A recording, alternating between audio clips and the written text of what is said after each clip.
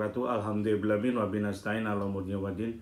Wassalatu wassalamu ala asyrofil anbiya'i wal mursalin wa ala sahbihi ajmain. Assalatu wassalamu alayka ya sayyidi ya Rasulullah uzbiyadikulati latil dikni. Alhamdulillah la dibatil Islam wal iman wa kafabi babima. Alhamdulillah la kulli hal. Alhamdulillah bi nimati tatimmus sholihat. Bihalalika an haramik wa aghnini fadlika man siwak. Allahumma la sahla illa ma ja'altahu sahla wa anta taj'alul husna idza sahla. Ya Allah, mudahkanlah segala urusanku karena kesulitan itu datang darimu, maka mudahkanlah. Ini dari Pak Santoso. Masya Allah Bang. Jadi dia di komen di IG minta pendapatnya, minta masukan, inspirasinya nyantai tapi mengena di hati. Pak Santoso ya, makasih Bang udah diingatkan tentang sholat. Saya ini lagi pengangguran, tanggungan banyak. Jadi Anda pengangguran, tanggungan banyak. Tanggungan itu bukan, ingat ya, ketika kita mempunyai beban atau apa tanggungan, itu bukan Anda gitu. Itu Allah pasti ngasih rezekinya gitu. Jangan-jangan seolah Anda gitu, yang kelihatan hebat, yang punya beban, sehingga beban itu akan numpuk di beban Anda dan seolah berat gitu. Nyantai aja gitu. Karena tanggungan itu berarti apa? Allah udah nitipkan ke Anda harus berbangga gitu. Rezekinya lewat Anda. Gimana caranya Anda dapatkan? Ini yang saya akan bahas nantinya. Saya ini lagi pengangguran, tanggungan banyak, intinya masih banyak masalah gitu. Nah, masalah itu, hidup itu tidak mungkin tidak ada masalah, sob. Jadi saya nggak ada masalah, cuman bagaimana kita melihatnya. Contoh apa ya? Contoh ini aqua. Kalau gini kan lonjong ya. Kalau gini cuma bulat ya. Jadi kita harus melihatnya seluruh, ini bulatnya agak besar gitu. Kalau lihat dari sini. Jadi Anda harus lihatnya secara utuh masalah itu segala macam-macam. Kalau hanya dari satu sisi itu akan kita susah terus gitu. Dan masalah itu kalau Anda pikir susah jadi beban Anda, itu akan jadi beban Anda. Tapi kalau masalah itu Anda pasrahkan pada Allah, itu akan jadi masalahnya Allah akan memberikan kemudahan pada kita. Makanya saya ingat, belajarlah sedikit doa, Allahumma la sahla illa ma ja'altahu sahla wa anta taj'alul hasna idza sahla. Ya Allah, mudahkanlah segala urusanku karena kesulitan itu datang darimu, maka mudahkannya.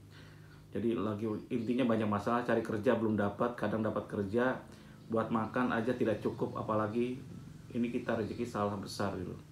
Jadi kalau mau dapat rezeki, tambahkan doanya, Allahumma fini bihalalika an haramik wa aghnini bi fadlika amman siwak.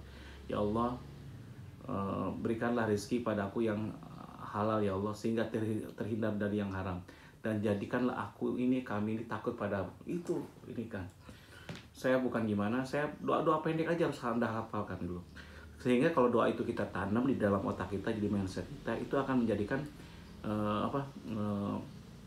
akan ketanam di hati kita gitu. Makanya doa itu penting. Makanya lihat orang Jepang. Saya kapan hari pernah bekerja sama dengan Taiyo Sinar ya. Orang pagi-pagi karyawan saya atau staf saya pada protes semua gitu. Kenapa? Bayangin pagi-pagi disuruh senam, jadi malam lembur, pagi senam. Saya sehat, saya kerja hebat, saya disiplin, saya pokoknya dia memotivasi, dan itu diulang-ulang. Katanya simpel, diulang-ulang. Ternyata itu nyimpen kemauan saya. Akhirnya apa coba? Ketika pekerjaan selesai, 1 bulan, biasa orang ngerjain itu, saya kemarin ngerjain rencana 3 bulan, 3 genset, pasang genset 2.500 kVA, Myanmar, low speed, kudenya minta ampun sob.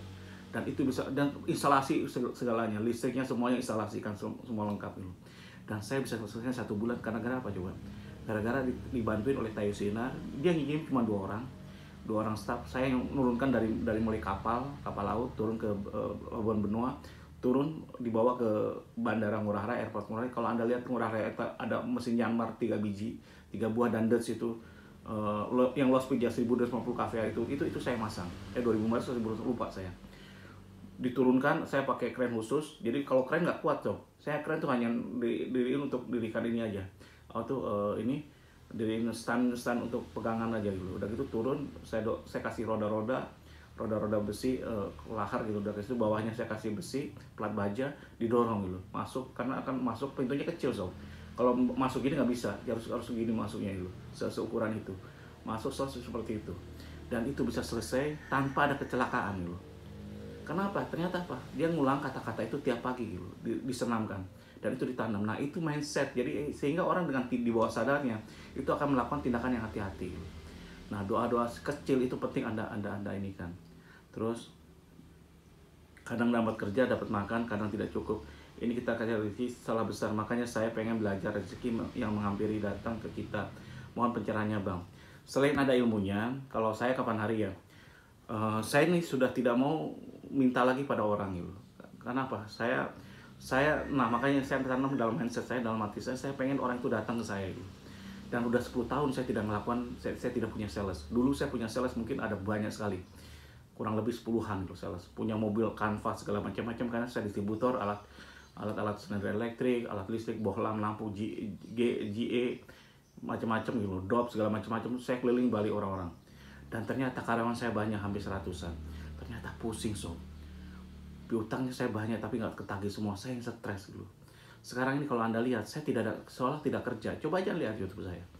Saya hampir 2 tahun ini, 3 tahun, saya terlalu sibuk, saya santai. Karyawan saya nggak terlalu banyak sekarang. Tidak sebesar dulu. Omset saya turun.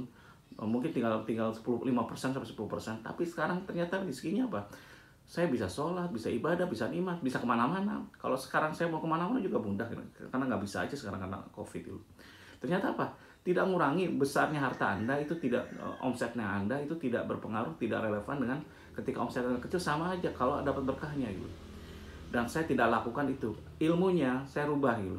Caranya, meskipun kalau Anda mampu ya, bukan sekarang saya ngomong. Saya kemarin saya rubah sistemnya, saya beli tempat yang strategis gitu. Karena salah satu ilmunya adalah kalau Carrefour strateginya ada 4S, tempat, lokasi, 4L, lokasi gitu.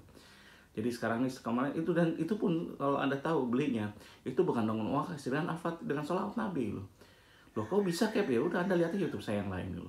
Dan saya demi Allah, saya nggak ngerasa itu saya pakai usaha saya sendiri, nggak gitu, karena Allah semua gitu. Jadi intinya itu, kalau ketika kita berharap pada manusia, nah itu dia juga. Kalau saya tidak pernah mau berharap pada manusia untuk kerjaan. Jadi kalau orang datang baru saya bantu. Jadi niat saya, Pak, apa yang bisa saya bantu kalau orang datang? Mau itu pakai sandal jepit kayak, mau pakai cekeran kayak, mau pakai mobil mewah, saya datang, saya standarkan seluruh staff manager saya bilangin. Tidak boleh tidak melayani orang dengan baik, semuanya dengan baik. Saat datang seorang itu kakek-kakek biasa, pakai sandal jepit, pakai celana pendek ini, dia datang, dan itu ternyata apa? Waktu itu saya nggak ngerti, ternyata dia datang besoknya lagi, ternyata naik mobil double cabin gitu. Supirnya, sekretarisnya cewek gitu, masih muda, ini udah 70 tahunan. Dan dia ngomong, lah dia bisa nebak saya bosnya gitu. Padahal saya udah biasa aja, saya ngelayani minum, saya buatin minum, Pak mau teh mau kopi gitu. Saya sendiri yang buatin. Saya bilang, Pak bosnya ya katanya, kenapa saya balik ke sini, saya mau order katanya. Loh kok bisa? Emang kenapa? Saya kemarin datang sini itu hanya cekeran atau hanya sendal jepitan, dilayani oleh bapak kayak raja, kayak karyawan bapak, staf bapak gitu. Kayak orang-orang dengan hormat gitu. Jadi benar-benar tempat itu tidak membedakan tamu. Oh emang iya Pak di sini seperti itu gitu. Ternyata apa dia? Dia orang gede orangnya Puri, pegang organisasi kepemudaan yang kuat sekali di Bali gitu. Dan dia keluarga raja lah gitu. Dia buat tempat restoran di sudah jadi, udah selesai sekarang di Nusa Penida. Itu klik banget, orang kuat, salah satu orang kuat saya nggak ngerti dia. Alhamdulillah dia datang, akhirnya ngobrol ke saya. Dia masih low profile banget, makanya kadang jangan don't judge the book from the cover, jangan melihat buku itu dari covernya doang gitu. Jadi itulah jadinya. Jadi saya tidak berharap, saya hanya datang, kalau orang datang apa sih saya bantu Pak gitu. Jadi kita niatnya bantu, bukan kita minta. Ketika kita minta, ya kita salah satunya kita ngejar-ngejar rezeki gitu. Kalau saya nggak ngomporin Anda, mudah-mudahan Anda bisa punya tempat sendiri. Jadi saya buatin tempat yang strategis, saya kasih tekniknya sampai ilmunya. Saya di depan kalau macet saya kasih halo-halo, iklan segala macam, lagu-lagu, dan itu ada promosi bla bla bla, atau orang supaya nengok aja. Saya kasih banner depannya yang menarik semua gitu. Karena saya tempatnya strategis, paling strategis di Bali. Akhirnya apa? Orang mau Presiden Obama, mau Presiden Jokowi, Megawati, ya lewat tempat saya. Anda aja lewat saya, kalau Anda kesana coba aja lihat. Setelah Lotemat keluar tol, 5 menit dari tol, 5-10 menit. Ada Lotemat, lewat lagi, ada Metro Kicus sebelah kiri, dekatnya jembatan. Kelihatan jelas bener. Jadi orang bakal mampir gitu. Mudah mampirnya. Sehingga apa? Itu strategi saya. Dan saya udah beli tempat itu berapa tahun ya? Sekarang udah mungkin udah 8 tahun, 9 tahun. Nah, dari situ saya udah nggak mau lagi. Sebelumnya mungkin 10-15 tahun saya udah tidak mau punya sales lagi. Karena saya tidak tahu keterbatasan saya, dan kedua saya tidak pernah mau minta pada orang lain, hanya pada Allah. Mudah-mudahan Anda diberikan rezeki, semoga bisa ini jadi baik. Kalau salah saya banyak salahnya, kalau kurang saya gudang kekurangan. Wabillahi taufiq wal hidayah. Wassalamualaikum warahmatullahi wabarakatuh.